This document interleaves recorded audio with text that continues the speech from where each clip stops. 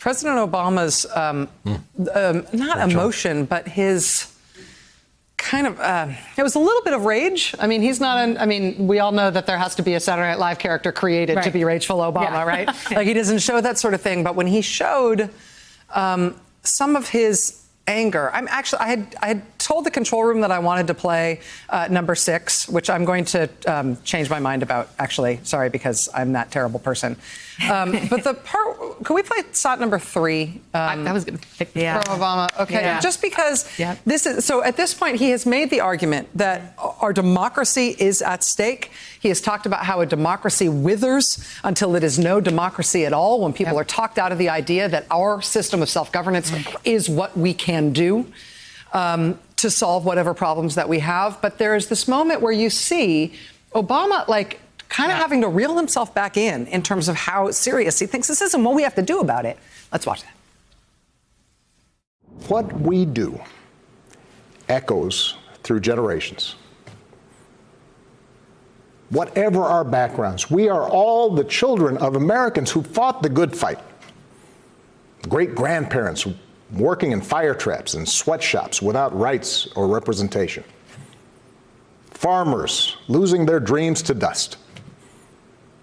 Irish and Italians and Asians and Latinos told, go back where you come from. Jews and Catholics, Muslims and Sikhs made to feel suspect for the way they worshiped. Black Americans chained and whipped and hanged, spit on for trying to sit at lunch counters, beaten for trying to vote. If anyone had a right to believe that this democracy did not work and could not work, it was those Americans, our ancestors. Yeah, that is an uncommon Barack Obama right there talking. And it's not even the way he normally talks about American history, right? He normally talks about the reconciling nature of our history and the ways in which we've been able to repair. And he's very much about that. I mean, he is an institutionalist. He really does deeply believe in the reparative power of America. This was, I was going to pick the exact same one because this was Barack Obama saying, this isn't even the most savage our history has been.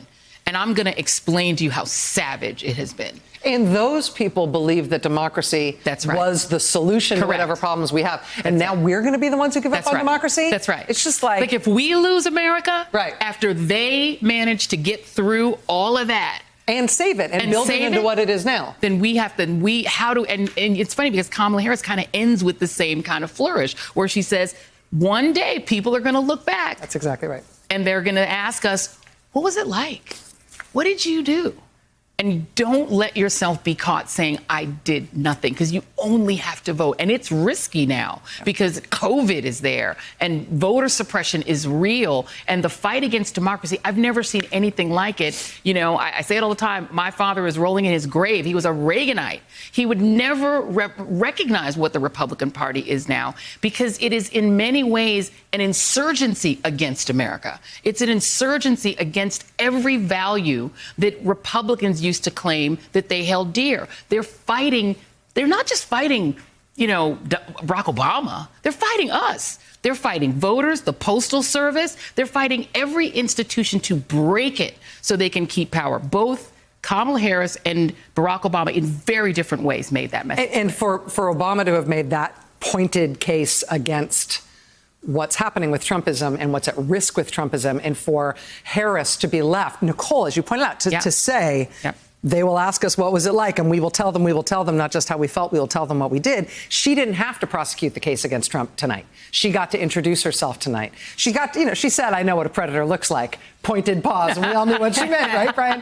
But at that point, she steps up to the point of talking about Trump, walks away from it, and is able to get back to, it's nice to meet you, America. Here's how we're going to help. And that's a powerful, emotional sort of way to bring us back from the brink that I think President Obama brought a lot of people to tonight by speaking so starkly. Hey there, I'm Chris Hayes from MSNBC. Thanks for watching MSNBC on YouTube. If you want to keep up to date with the videos we're putting out, you can click subscribe just below me or click over on this list to see lots of other great videos.